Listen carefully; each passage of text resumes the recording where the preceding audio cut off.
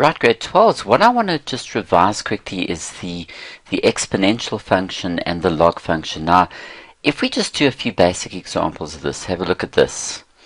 If I take a graph from last lesson, something like this, y is equal to 2x. We call this an increasing graph. It's going, as you move from left to right, it increases. And you'll notice that the base is actually a number that's bigger than 1. In fact, it always works as if your number is bigger than 1. So if we take any graph like this, a to the x, the base a must be bigger than 1. I'll explain why it's not equal to 1. If you've got a graph that does this, it comes down like this, it's decreasing from left to right. It's normally, and without getting too technical, your base will be a fraction. But that fraction is restricted from 0 to 1. Okay, it's going to be like a half, a quarter, or it can be there. If your graph, if you say, for example, if your base is equal to 0, so say you had 0 to the x, or you had 1 to the x, if your base was 0 to 1, these guys are no longer exponentials. They're in fact horizontal lines. So we always say that if the base a is bigger than 1, it's an increasing graph like this. If your base is a fraction between 0 and 1, then what happens is that the graph decreases. Okay, remember both graphs cut at 1. Okay, so when you now bring in the inverses, which of course are the exponentials, if you have a look at this, there's some very interesting stuff that happens. When you've got a graph like y equals 2 to the x, remember its inverse works like this, and that was x is equal to 2 to the y, which is the same as log x to base 2, which is y. Now also something worthwhile knowing, because the restrictions on the base are either bigger than 1 or a fraction between 0 and 1, there's another restriction with the log graph, or the inverse of the exponential, is that you'll notice that the x's are always positive. Your x, you never go beyond to the negative side. The x's remain positive. So there's some restrictions for this. Also, if you take so in other words, for the log graph, your x's are going to be positive. So if you take any graph that's decreasing, say we take the decreasing graph here, which would be, say, y is equal to a half x, where your base is a fraction between 0 and 1, your log graph would look something like this. X is equal to half to the y, but this is the same as log x to base a half is equal to y. Okay, now, the important thing with this is that, again, your x is bigger than 0. Your log graph is always to the right of the y-axis, where x is positive. Okay, so we need to really summarize all these things. So if we look at all of this, if we kind of summarize this now, because we need some theory before we develop logarithms. If you've got increasing graphs, okay, let's just revise this quickly. Increasing functions, what they do is the exponential, as you move from left to right, it increases like that. And this would be the graph of y equals a to the x.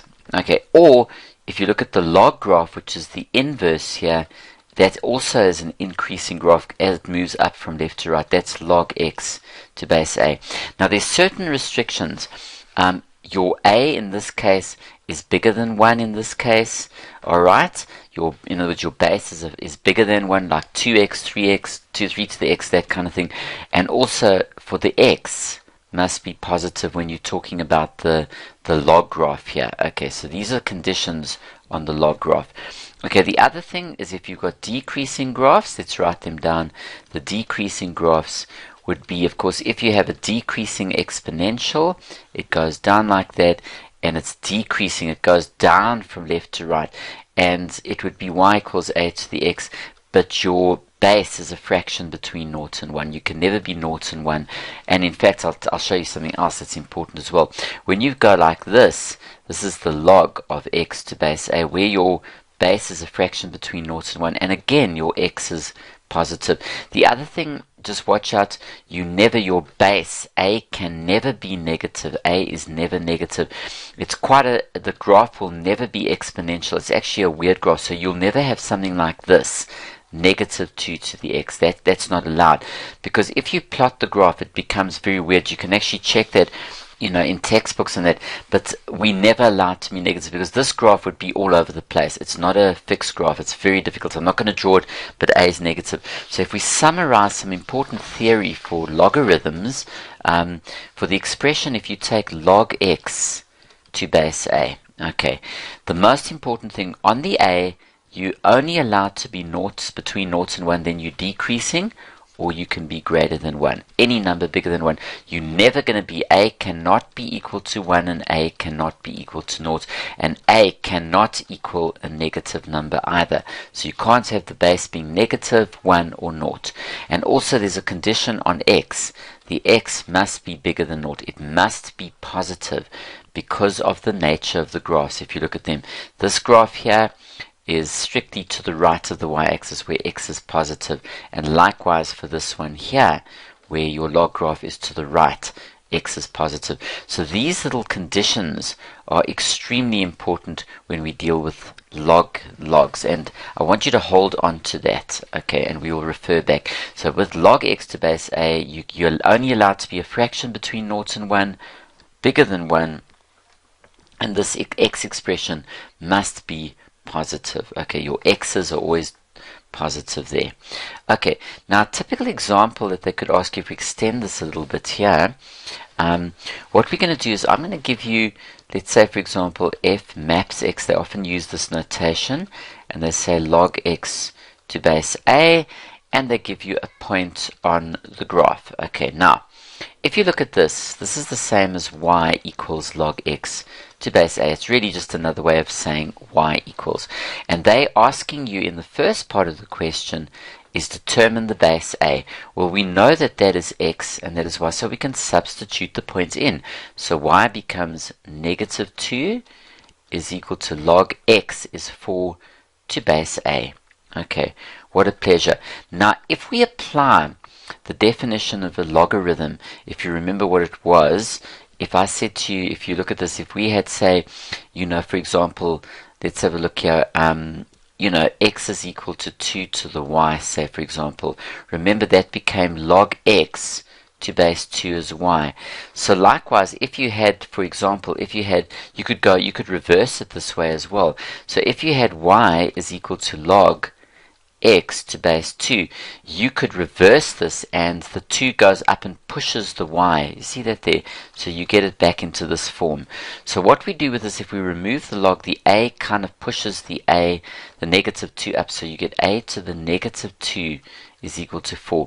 Remember, if x is 2 to the y, then log x to base 2 as well. It's almost as if the 2 is gone and become a base on the other side. If you've got this here, what do we do? This is the base, so we move it up and push the y up. 2 to the y equals x, and that's exactly this. So once we've removed the log, no problem. Okay, now this is 1 over a squared. Okay, no problem, because we're dealing with the negative exponents.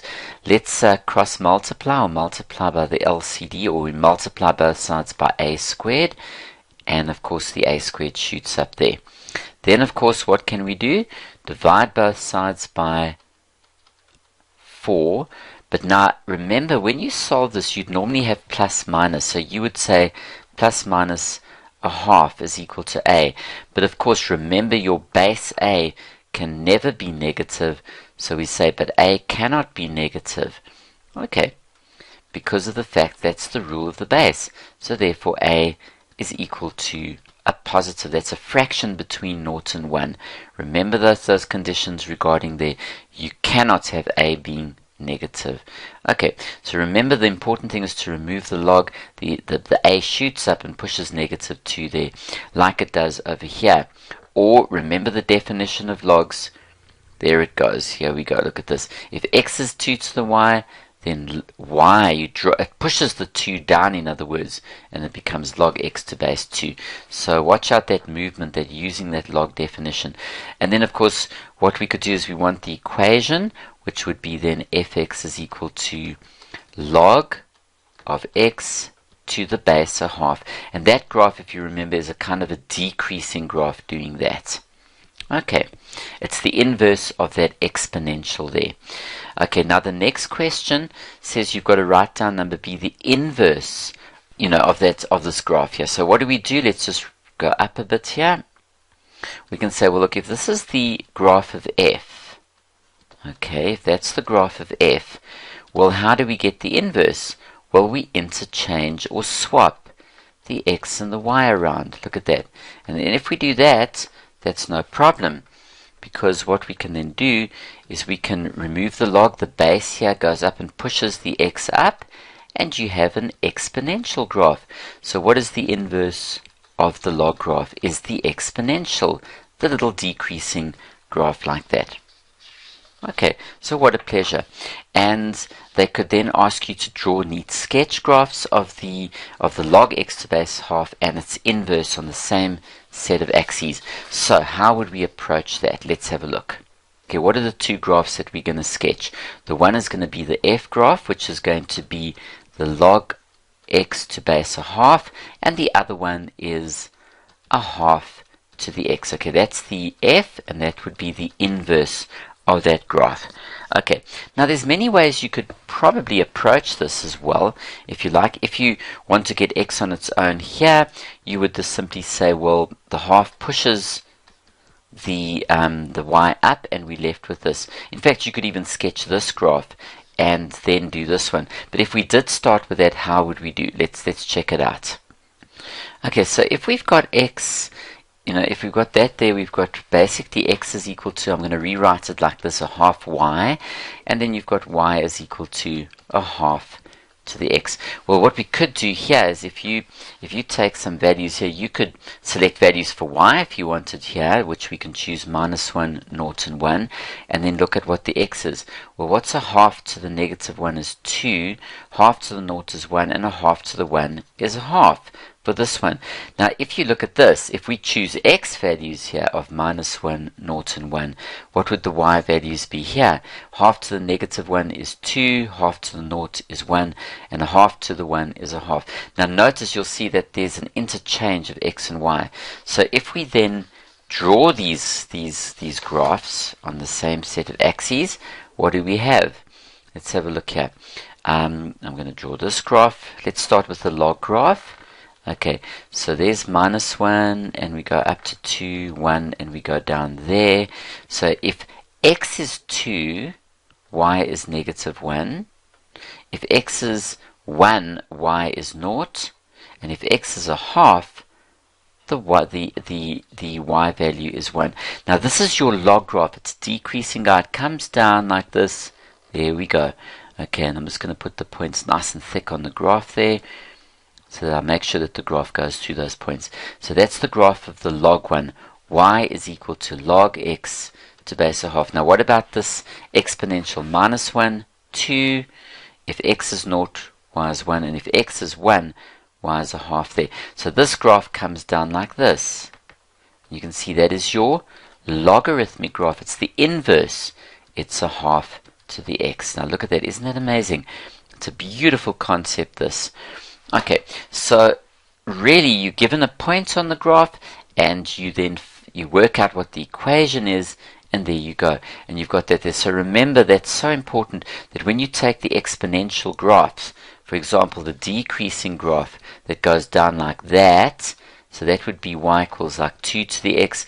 The log graph goes like this. It decreases log x to base in fact, that's a half there. If we keep it as a half there, and that will be a half. That'll be decreasing there, you see. So, and remember, if this is 1, they both cut at 1. Then you've got the increasing graphs. If you've got an exponential doing this, now notice the base is bigger than 1. The log graph does that. Again, both cutting at 1. Y is equal to log x to base 2.